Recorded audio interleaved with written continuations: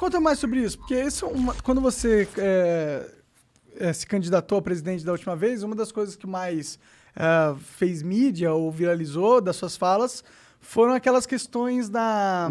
Ursal. E FEMA, Ursal. essas paradas todas. Tipo, parece que tu tem uma visão que existem organizações mundiais e elas têm agendas, elas são famosas, não, elas são poderosas, são grandes.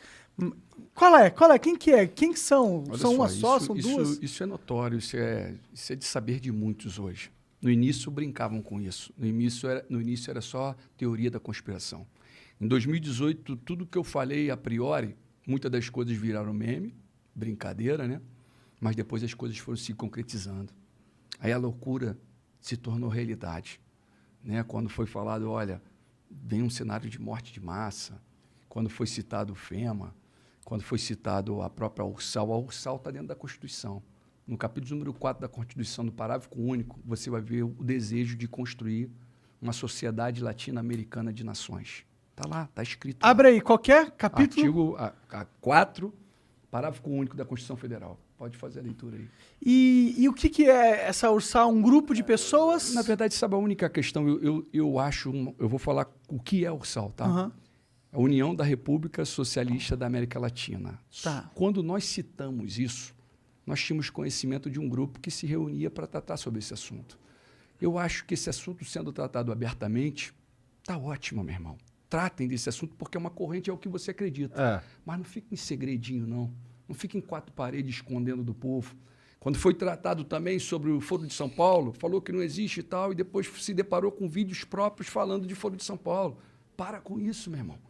Não para de ocultar. Se você tem uma solução, se você tem uma corrente, se você quer mostrar algo novo, então expõe esse algo novo. Coloca a transformação para jogo. Mostra aí o que você tem. Assim como foi a questão da FEMA. Se você pega a FEMA, nós estamos falando de uma agenda, uma agência federal de gestão de emergência. Está superior ao presidente dos Estados Unidos. Ele passa o presidente do ele passa a Constituição dos Estados Unidos. Quando ele entra em ação, o presidente tem que ficar caladinho, a Constituição, eles rasgam a Constituição e tomam o poder. Por que esses homens fizeram milhares, milhões e milhões de caixões? Por quê? Para quê? Qual a finalidade?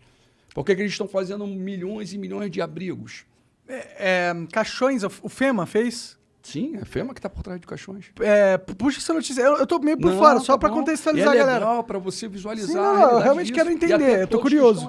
Então, no primeiro momento, quando você fala, é loucura quando você está falando isso. No primeiro momento, quando você solta... assim que existem organizações mundiais secretas que têm alto poder político, eu tenho certeza que existe. Até porque você tem muitas pessoas muito influentes, elas com certeza conversam entre si, com certeza tem conluios entre si, e com certeza eles não querem expor isso pra todo mundo. Não faz nem sentido, entendeu? Vou falar uma real para os senhores, tá?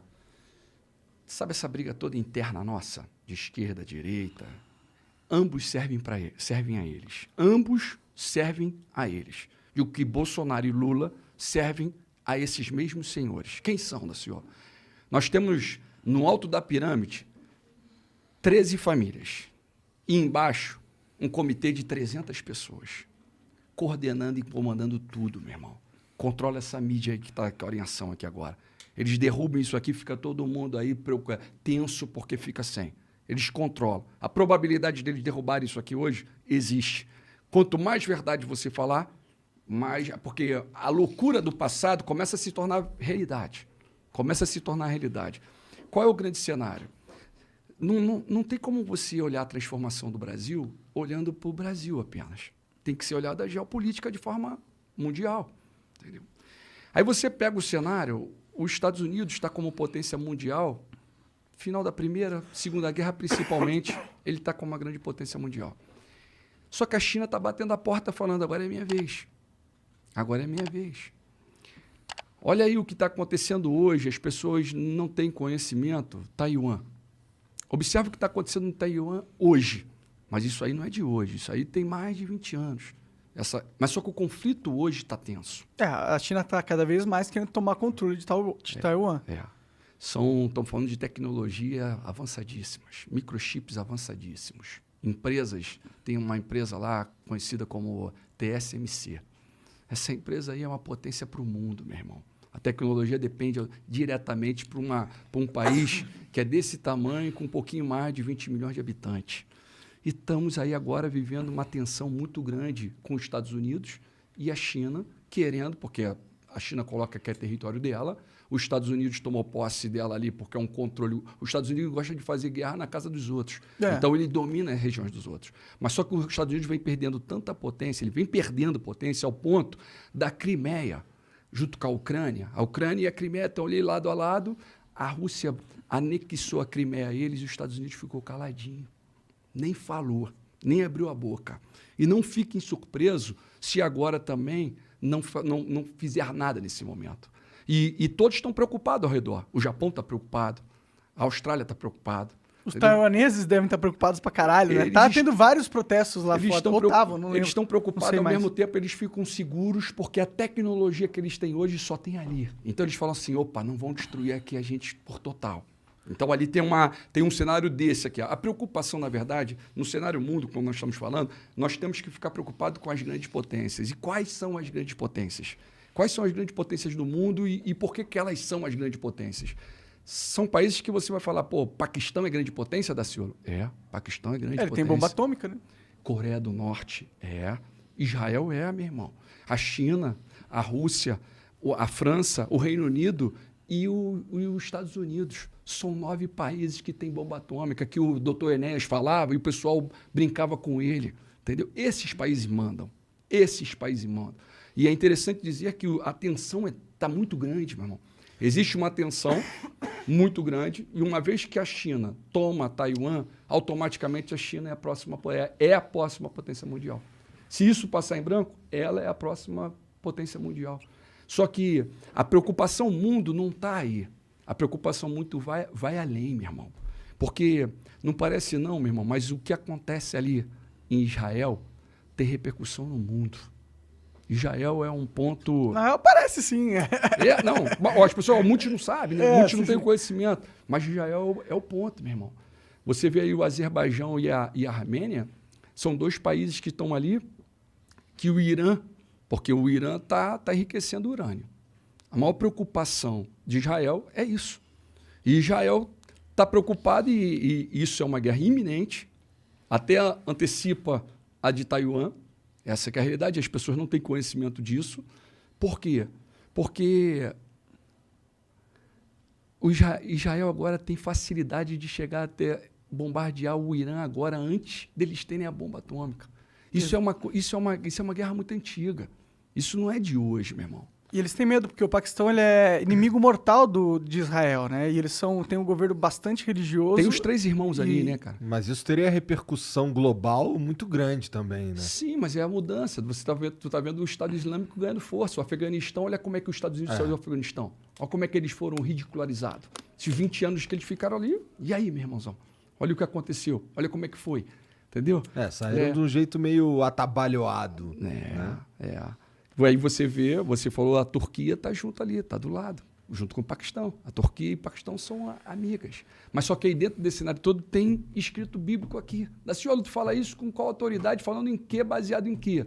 Existe uma guerra iminente que é Gog e Magog. Isso aí é o Estado. O Magog foi o filho de Jafé, que é da linhagem de Noé. Entendeu? E...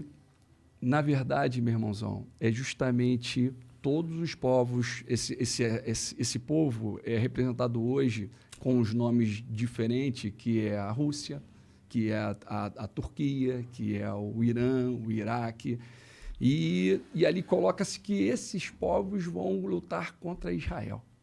E você vê que Israel é um país tão da presença da glória, tão escolhido de Deus, que em vários momentos da história... Você vê que a ONU ela é de 1947. Em 1948, a ONU, com Oswaldo Aranha, ela vai e coloca Israel de volta como uma nação.